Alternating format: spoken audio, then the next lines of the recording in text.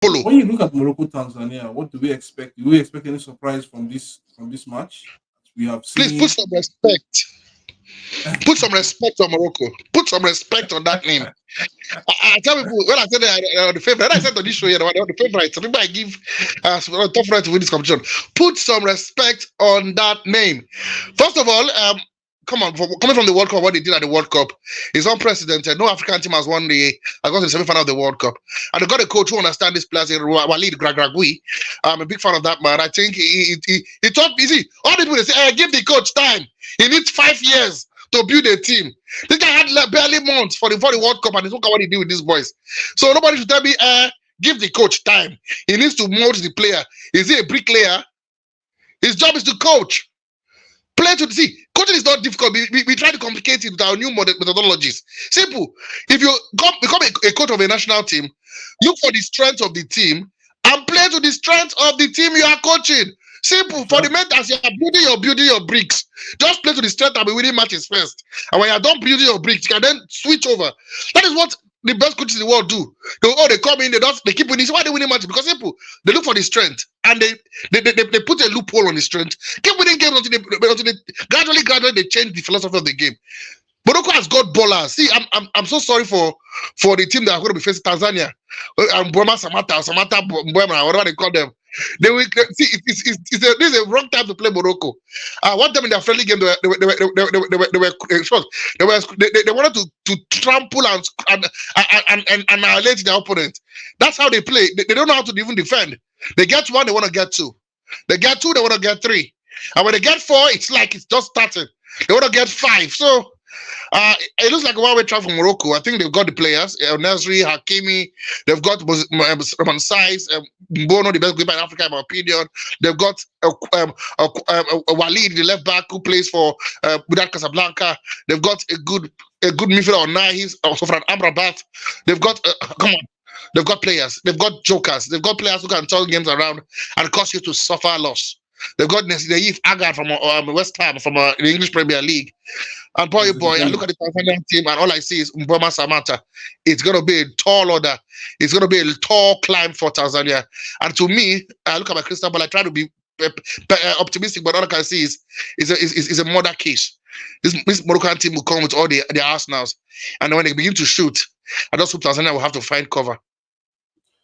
Okay, how do you think with the short time that Regragui have had with the Moroccan team after the Nations Cup, he came in. After the Nations Cup, he came in because I think for Morocco, for the Moroccan Navy, the Nations Cup was a disaster because Yeah. yeah, it was a disaster. Even though they were beaten by Egypt by a long goal, which I in that tournament they were far better than Egypt, and the Moroccan Navy were asking how do we lose against this side, this Egyptian side that we were supposed to beat.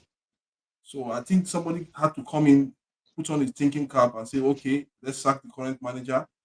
Maybe he doesn't have the African knowledge or the African well to do about how our players or how to use these players in different. And he brought in Ragwagui. And today, all is history The for rest them. is history. Yes, they went to the World Cup. They beat Portugal. They lost to France, a very strong French side which can beat any team on his own on his good day. I think the Argentines in the finals of that World Cup can attest to it. They were lucky to be frank. The Argentines were very lucky in that final, despite leading by 2 goals to nil. The French team did show the Argentine that we were the defending champion and you won't take our trophy just like that. But Morocco still hold their own at that semi-final, and at the end of the day, they were knocked out by France. They've been there.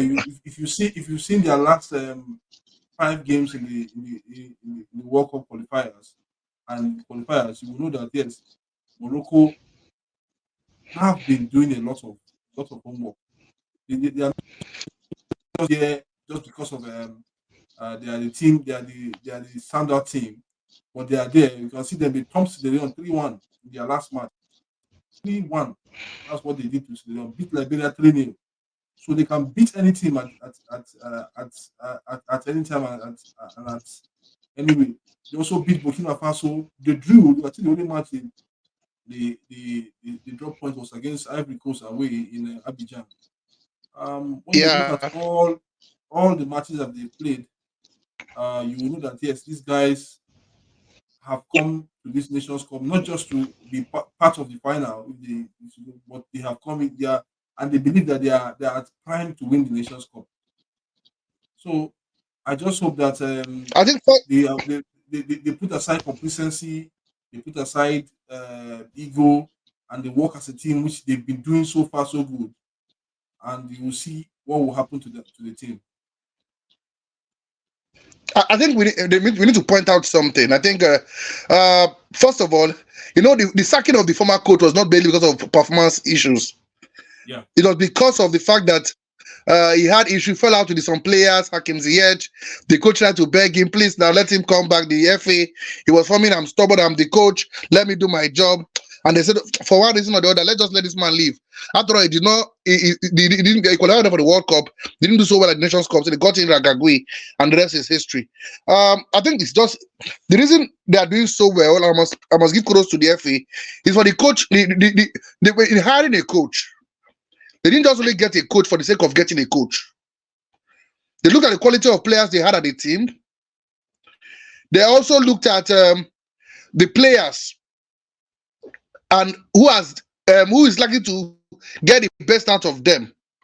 They got a coach who at least at some point or the other worked with at least majority of these players, and not just work with them, but also yield required results, which is very, very, very key. And that's the joker for them. I think for me, coming to why I'm praising them in high heavens for one reason.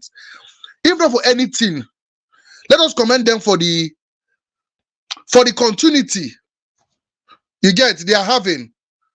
For the fact that they keep a core of the players that played at the World Cup. There is no rancor in the team. For Super Eagles now, you start hearing there's a bonus problem, there's a this one problem, there's a coach does not like this player problem. We all know this. We've been there at some point. Especially after I won the 2013 Nations Cup. So players disappeared. New name began to arise like Uchebo. Let me not go back. I will off my mic again. So the truth is this. You get, I think they've kept the core of the players. They play the same style of football. They play basic football. If you want them play, you can easily detect how they would play. But the problem is, can you stop them? And that's where the quality of the players come into play. We know that Morocco will get the ball. They will hold the ball in the midfield. They will get the ball to the wingers, either Hakim Ziyech or Hakimi or the left back Walid, who will rush forward. They will put a cross through to El Nesri, and El Nesri will head the ball into the back of the net. Or Hakim Ziyech will take the ball and then turn and shoot. And then boycott everything midfield, especially when they want to counter attack. But the problem is, can you stop them from doing what they are doing? That is the biggest question everybody's asking. It's just like let me digress a little bit. Lionel Messi, we know when he picks the ball, what does he do? He drives, he cuts. I stop it now. You see, coach said they'll be pointing at the board. That's pity coaches. So when they call the defenders and they point at the board, and see this how Messi will move. He moves like this. We know these things. It's everywhere. It's public knowledge. Let me use that word. I stop it because of the quality of how good the player is.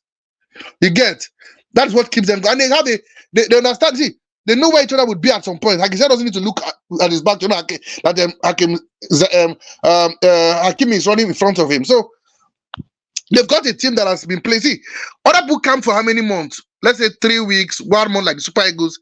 These guys have been playing together for months. So their camping started like before the World Cup. It's really the same squad, the same player. So, like I said, it's gonna be a long game for Tanzania. I don't know what the coach is planning. Will they pack the bus? And the problem is they pack the bus. For how long will they be able to keep their concentration? That's what you pack with the bus. When you lose, you lose a goal when you're packing the bus.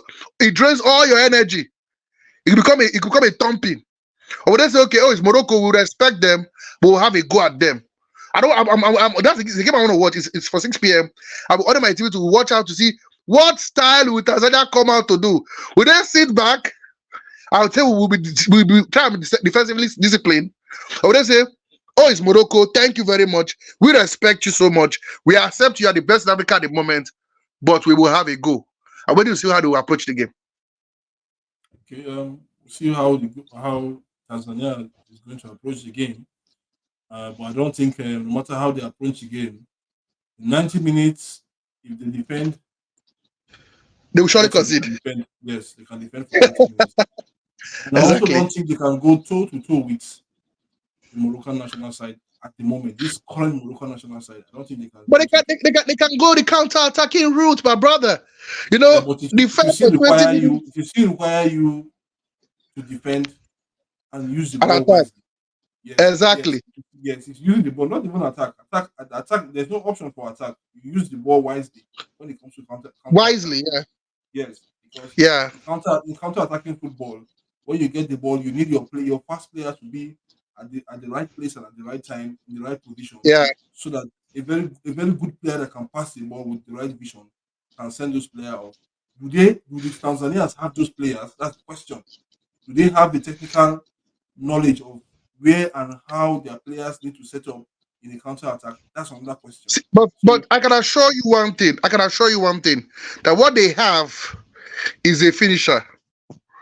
So it depends yeah, on how much service they get to Buena Samata.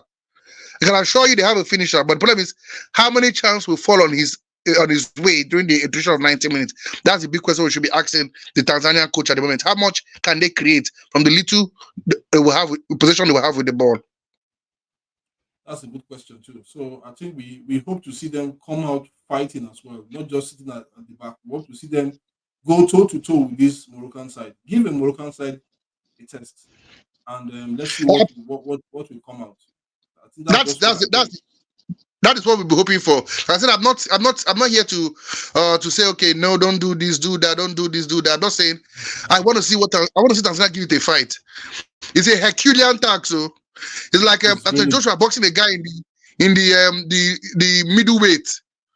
You know, it's like it's almost a we'll see suicide what will mission, happen. but like we said, there's nothing is impossible in football.